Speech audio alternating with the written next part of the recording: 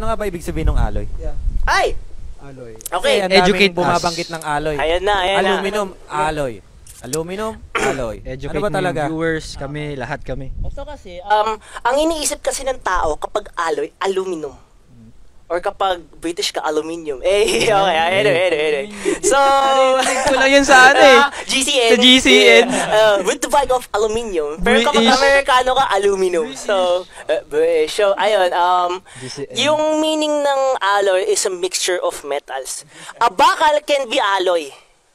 A bakal can be a high tensile steel. A bakal, or ang alloy can be a 4130 chromoly steel. So, in short, kapag pure iron ang ilalagay mo dyan, malambot yun.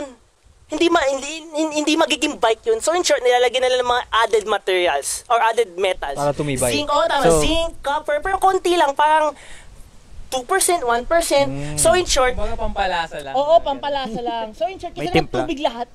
Pero yung main ingredient, tubig. So in short, kapag sinasabi mo, alloy is also 4130 steel, alloy is also 7000 series steel.